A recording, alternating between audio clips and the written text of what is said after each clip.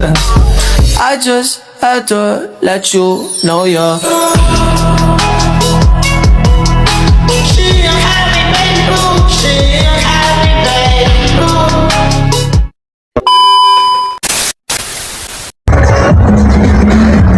Jadi ini guys, tamu kita pada pagi hari ini.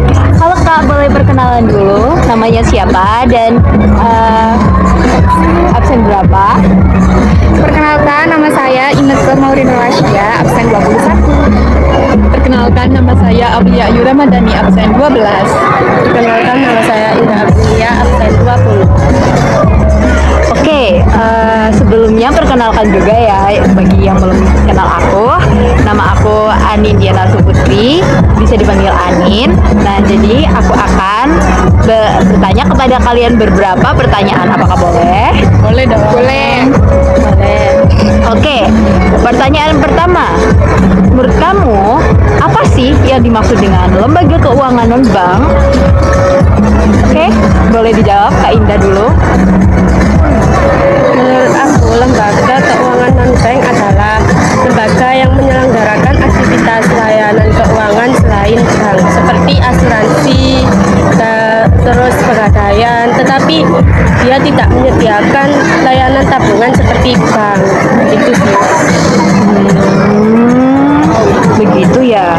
Lalu fungsi lembaga keuangan non-bank itu apa, Pak?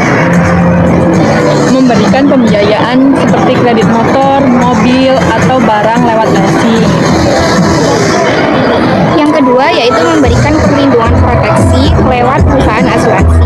Jadi kalau misalnya ada yang kecelakaan atau mungkin ada yang sakit, maka kerugian bisa ditanggung. Tempat investasi kayak reksadana atau pasar modal buat ngebangun uang.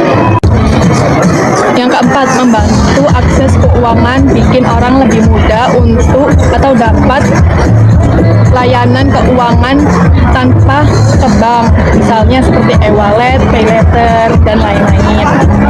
Mendorong pertumbuhan ekonomi karena membantu perputaran uang, pembiayaan usaha dan transaksi jadi lebih mudah. Oh, jadi seperti itu ya Kak ya, fungsi dari lembaga keuangan non-bank. Kalau jenis-jenis lembaga keuangan non-bank itu apa aja sih? Bukannya menurut aku dikit ya? Apa banyak? Boleh dijawab dong Kak?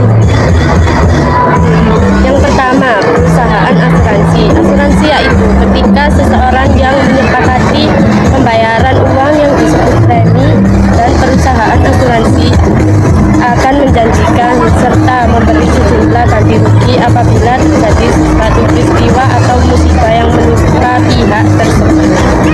Yang kedua yaitu dana pensiun, yaitu badan hukum yang mengelola dan menjalankan program yang menjanjikan manfaat pensiun.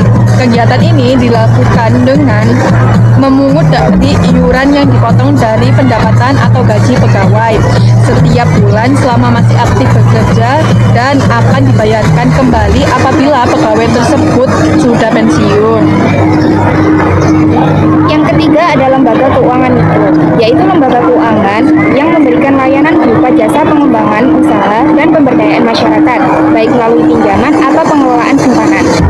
Yang keempat yaitu teknologi finansial, yaitu layanan keuangan yang menggunakan teknologi digital untuk mempermudah transaksi dan pengelolaan uang, seperti e-wallet dompet digital yang digunakan untuk bayar-membayar, contohnya OVO, GoPay, Dana.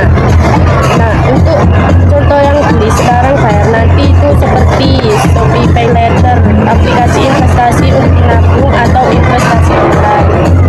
Yang kelima, industri keuangan non-bank syariah, lembaga yang menjalankan kegiatannya berdasarkan prinsip syariah Islam. Yang keenam yaitu lembaga pembiayaan, lembaga yang menyediakan dana atau pembiayaan untuk membeli barang atau kebutuhan tertentu, biasanya dengan sistem cicilan, seperti perusahaan leasing, perusahaan modal ventura, atau perusahaan pembiayaan infrastruktur. Untuk yang ketujuh yaitu pasar modal, tempat bertemunya pihak yang butuh dana dengan pihak yang punya dana untuk investasi dalam bentuk jangka panjang. Di pasar ini, surat berharga jangka panjang seperti saham dan obligasi diperdagangkan sebagai bukti pemilikan. Oh begitu ya. Ternyata jenis-jenis keuangan lembaga non-bank ini banyak ya. Oke, terima kasih ya Kak atas penjelasannya tentang lembaga keuangan non-bank. Nah, pada hari ini kita kan nggak cuma membahas tentang lembaga keuangan non-bank aja nih, tapi kita juga membahas tentang ekonomi digital.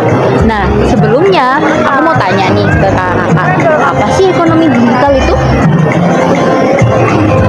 Ekonomi digital adalah sistem ekonomi yang berbasis pada teknologi digital dalam menjalankan berbagai aktivitas ekonomi seperti e-commerce, digital banking, big data, AI, Internet of Things.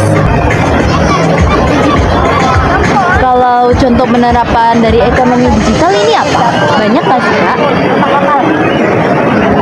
Contoh penerapan digital ekonomi yang paling banyak kita temui di antaranya itu ada bisnis e-commerce dan juga fintech.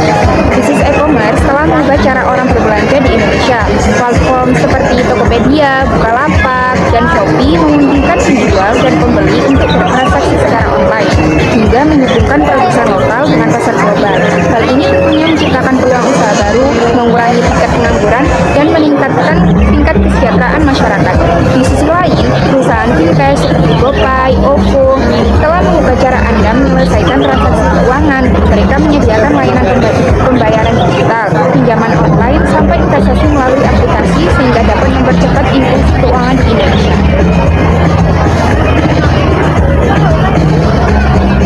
Oh begitu ya Kak ya. Pasti ekonomi digital itu mempunyai banyak manfaat ya Kak ya. Kalau boleh tahu apa aja sih manfaat dari ekonomi digital ini? Yang pertama, tersedia lebih banyak pilihan. Dengan adanya internet, pelaku usaha dan konsumen bisa menikmati banyak pilihan belanja. Banyak informasi yang bisa didapat hanya dari scrolling atau menjelajahi internet dalam waktu singkat, mulai dari pilihan brand, warna, dan sebagainya. Yang kedua, transaksi lebih efisien. Sejak adanya ekonomi digital, aktivitas belanja menjadi lebih mudah. Cukup kunjungi toko online, baik itu website, bisnis, akun media sosial, ataupun e-commerce untuk mulai berbelanja. Yang ketiga ada biaya operasional berkurang. Biaya operasional bisa dipangkas karena sewa gedung tidak begitu penting. Transaksi bisa dilakukan melalui pembayaran digital, sedangkan pengiriman bisa dilakukan langsung dari pabrik atau gudang supplier.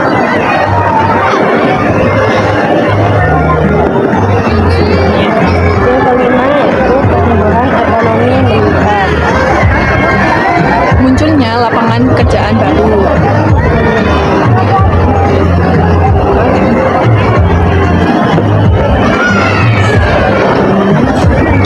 Oh berarti manfaat dari ekonomi digital ini sangat mempermudah hidup ya Kak ya, bisa dibilang ya.